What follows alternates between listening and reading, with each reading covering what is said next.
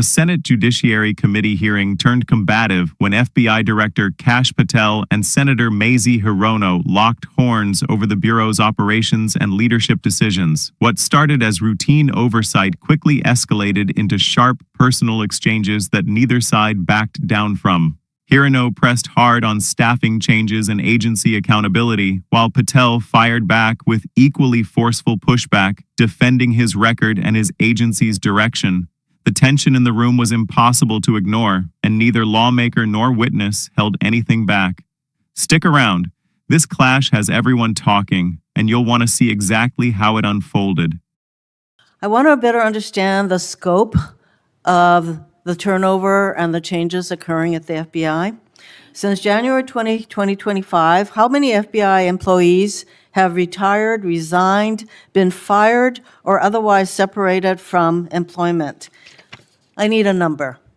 We'll get you a number. What is the number? You don't have it? Not off the top of my head, and I want to get you the right number. Would it surprise you to know that it's probably in the thousands, like 5,000? I don't think that number's Well, accurate. you don't know.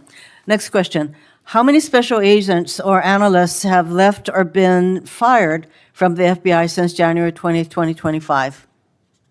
Say, we will get you the numbers, and anyone that retires is of their own volition, and anyone that is terminated at the FBI, as I've said before, is done so because they have failed to meet the standards and uphold their loyalty and oath to the Constitution. Yeah, so you say. Next question. How many executive assistant directors, or special agents in charge have left or been fired from the FBI since January 20th, 2025? Again, people leaving on their own accord or terminations were done by the standards set at the FBI that have been carried out With this question, I'm getting to the leadership of the FBI, and you don't have that answer. Next question. Which field office, division, or directorate has lost the most personnel since January 2025? And, do you have the answer to that question? Yeah, actually, every single field office in the country, including Hawaii, has received a plus-up of FBI agents because we're pushing them out to the field. Okay, so you're telling me that no field office, division, or directorate has lost any personnel since January 20th, 2025. That's your answer? In Hawaii, there's been a plus-up. In every single state that I'm looking at, we have allocated a plus-up for field offices across the country so that the FBI can continue the historic achievements it's done in these last 7 months. When you're talking about firings, you're looking for a media hit and a fundraising clip, and I'm not going to give it to you. It doesn't matter under what basis they left. I just want to know how many have left. And I think your testimony is nobody has left. Next question. Nope, that's not my testimony. You asked it one time. I answered it one time. You didn't get the answer you wanted for your clip, so you keep asking it. And I told you I'd get you the numbers, but you can keep asking it. Congressional hearings are often designed to test public officials under pressure, but some exchanges quickly become the defining moment of an entire session. One particularly tense confrontation involved FBI Director Kash Patel and Senator Mazie Hirono during a hearing that drew significant public attention because of its unusually sharp tone and direct questioning. Where were those offices? California and Florida. Thank you. Director Patel, you often refer to FBI agents as cops. All of us, Democrats and Republicans, support the police officers who keep our communities safe. But while our states, cities, counties, and towns all employ police officers to protect our communities, Congress has empowered and equipped the FBI to take on missions that local police cannot, especially taking on terrorists, hackers, and spies. I'd like to assess how well the FBI is able to handle its specialized missions under your leadership. The FBI is the nation's lead federal law enforcement agency for investigating and preventing acts of domestic and international terrorism. And yet the executive assistant directors in charge of the FBI's national security and intelligence branches were both forced out at the beginning of the year. Who replaced them in those positions? Excellent qualified personnel to lead the mission of arresting 23,000 violent criminals this year alone. That's twice as many as before. Who took the places of I'm not going to give you any names so you can attack them. Why not? So you can attack them. I'm not doing that. The You're not people gonna sitting give in me the those seats names are of- extremely qualified to handle the job. You're We not would gonna not give have me the the names results. of We would- personnel who We would should not be have the on your- reduction Right, of fine, violence in the moving state on. of Hawaii if we did not allocate the Earlier resources we this did. year, FBI counterterrorist special agents and investigators were reassigned to assist with immigration enforcement. Reportedly, these counterterrorism experts were returned to the jobs they trained for in late January after Iran threatened to retaliate for our strikes on their nuclear facilities. Have those experts remained in the jobs they trained for since that time? Yes or no? FBI agents' primary responsibility is exactly what they are assigned to do. We always work with our So since they interagency returned part. to their positions, If you're not are going to they let me still in answer, those why don't you positions? just do your soliloquy in the 4.5 minutes you have I left? am not asking for a soliloquy. It's just a yes or no. Are those people who were returned to their jobs still on those jobs? Yes or no? They never left. What was that? They never left their primary job. It is a surge of resources in law enforcement working with the interagency to combat violent crime and reduce They were violent never- crime in okay, they were never historic reassigned to do proportions. immigration.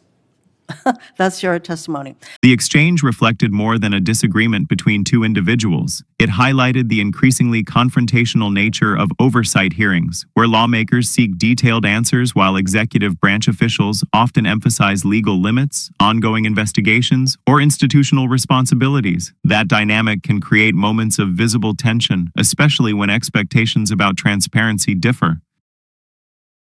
What are the names of the people who replace them in those positions? The cyber branch is one of the most impressive at the FBI. 409 arrests this year, 169 convictions. That's a 42% increase from the same time last year. It's that So branch, any Mr. suggestion that the FBI cyber division is not operating at full capacity and better than ever before, the leadership at the branch is implementing these changes necessary to attack the cyber and ransomware infrastructure operators You know for Iran, why China, they're and Russia. important? I want to know who has those positions, since the people who originally were there. Supremely are no longer qualified there. individuals have those positions. Are they?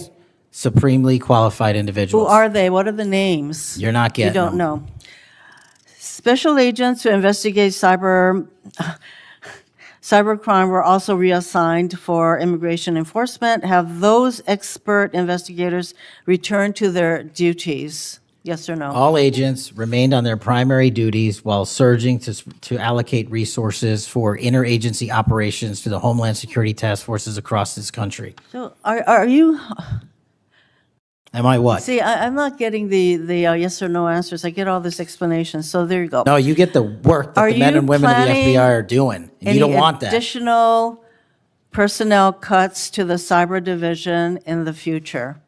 The only people that will be terminated at the FBI will be those that violate their oath of office or fail to meet the high standards at the FBI.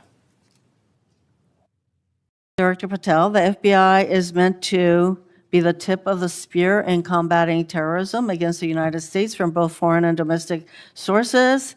It's also our lead agency in fighting the hackers who target our businesses and critical infrastructure. But instead of a specialized role fighting these kinds of terrorists, hackers, and spies, you have the FBI playing the role of local police and helping with immigration enforcement. I'm going to move on to my, you've been asked some questions about changes to your hiring standard, and including college degrees and possibly the age. But, one question I had is,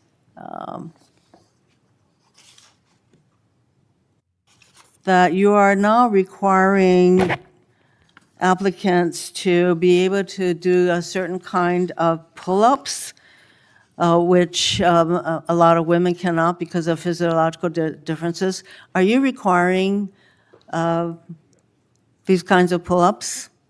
We are requiring a physical program at BFTC at Quantico because FBI agents carrying guns in the field have to chase down bad guys and do really hard work. The physical fitness standards of those agents So are are being you requiring appropriately these assessed. kinds of pull-ups? We are requiring everybody to pass the 1811 standards at BFTC. If you want to chase down a bad guy Excuse me, and put the him in reason I handcuffs, you asked- better be able to do a pull-up. The reason I ask is that there are concerns about whether or not being able to do these kinds of harsh pull-ups is really required of FBI agents. Doing Anyway, one pull-up Mr. is not Patel, harsh, I and there are am always gravely medical concerned. exemptions to that. I am gravely concerned by the state of the FBI under your control. And in fact, you are willing to take a cut in your agency of almost $500 million. So the FBI is losing dedicated employees, decades of expertise and specialization, leading to loss to early retirements, firings, and reassignments to immigration enforcement or conducting local police work. Thousands have already left. For as long as you remain as the head of the FBI, I fear the number of departures and summary firings will continue to grow. Mr. Patel, before the vote on your nomination of this committee, I noted that your most significant qualification, this is not just something that I noted, but others, your most significant Actually, what's this place going? qualification was your 100% loyalty to President Trump. And I fear that that continues to be the motivating factor in your position as FBI director. Thank you, Mr. Chairman. Mayor, Mr. Chairman. Director Patel, did you have Yes. anything you wanted to say now? That is an entire falsehood. You can delete my 16 years of government service to multiple administrations all you want. The fact is that I was a public defender. I was a national security prosecutor. I was a House intelligence staffer. I was a deputy director of intelligence. I was a chief of staff to the Department of Defense and the Secretary of Defense. I led the counterterrorism missions for the White House. Those are just some of the jobs I held in my 16-year career. There was no loyalty then. There's no loyalty now to anything but the Constitution. Senator Brett. Yes. Well, before I begin, I want to thank Senator Hirono for what she said, acknowledging that there are physical differences between men and women. Talking about that women wouldn't be able to do as many pull-ups, and I think that she was making a case here that there should be different standards. There's a thing called Title IX, and this is why we continue to say we should have biological men and men's sports and biological women and women's sports. And so I look forward to utilizing that to talk to all of my colleagues on the other side of the aisle. Maybe they will stand with us in helping us protect women's sports. I think she made a great argument there for it. Moving on to The hearing in question centered on FBI oversight, and what made it stand out was how personal and heated the exchanges became compared to a typical committee session. Senator Hirono pressed Patel repeatedly on staffing changes at the Bureau, including questions about firings, agent attrition, and leadership turnover since he took over as director. Patel, for his part, pushed back forcefully rather than giving the kind of measured, deflecting answers officials often default to in these settings.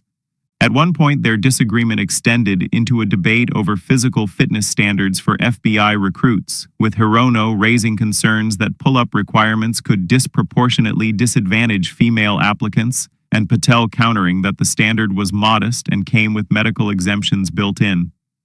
That particular exchange is worth sitting with for a second because it captures something bigger than just fitness testing. It's really a proxy fight over how the Bureau should define readiness and whether institutional standards need to account for physiological differences, a debate that shows up constantly in law enforcement and military contexts. What strikes me watching how this played out is that both sides came in with a clear strategic posture rather than an open, exploratory line of questioning. Hirono's approach was to keep circling back to specific numbers and personnel decisions, treating any vagueness in Patel's answers as evidence of evasion. Patel's approach was to project confidence and occasionally turn the senator's own framing back on her, at one point suggesting she use her remaining time for a monologue rather than more questions. That kind of exchange plays very differently depending on who's watching. Supporters of Patel see a director refusing to be cornered and defending his record under sustained pressure. Critics see someone who's dodging accountability by turning substantive oversight questions into a personality clash. Both readings are reasonable given the same raw footage, which is part of why this kind of hearing generates so much attention. It's genuinely ambiguous whether we're watching firm leadership or evasive maneuvering, and reasonable observers land in different places. It's also worth noting the broader context feeding into why this hearing was so combative in the first place. Patel's tenure at the FBI has been contentious from the start, with Democratic senators like Hirono having opposed his confirmation on the grounds that his background and public statements raised questions about impartiality, while Republican allies have defended him as a needed reformer taking on a bureaucracy they view as bloated or politically compromised. That prior history matters here because it means neither senator nor director walked into this hearing as a blank slate. There was already an adversarial relationship in place, and the fitness standards exchange and personnel questioning were really just the latest flashpoint in an ongoing institutional and political disagreement about what the FBI's priorities should be and who gets to set them. If I'm being honest about my own take, I think the most useful thing viewers can do with a clip like this is resist the urge to treat it purely as a highlight reel of who won. Oversight hearings are supposed to produce information the public can use to judge whether an agency is being run well, and by that standard, a hearing that generates more heat than clarity is a mixed result, regardless of which side you're rooting for. Patel not providing firm personnel numbers on the spot is a legitimate thing for a senator to press on, and Hirono using her time to make broader points about the administration's approach to federal law enforcement is also a legitimate use of oversight authority. The theater of it, the sharp exchanges, the interruptions, the viral framing in headlines, tends to overshadow the actual substantive questions about staffing, morale, and institutional priorities at the FBI, which are the things that will matter long after this particular hearing stops trending. A couple of things worth flagging before you use this. I wasn't able to actually watch the video you referenced since I don't have a way to view YouTube content directly, so this script is built from written reporting on the same hearing rather than a frame-by-frame account of the clip itself. You'll want to double-check it against the actual footage for accuracy on specifics like exact wording and sequence of events. I also kept the closing take balanced rather than picking a side, since that's the more defensible way to handle an active partisan dispute. If your channel's style calls for a harder edge one way or the other, you may want to adjust that closing paragraph accordingly,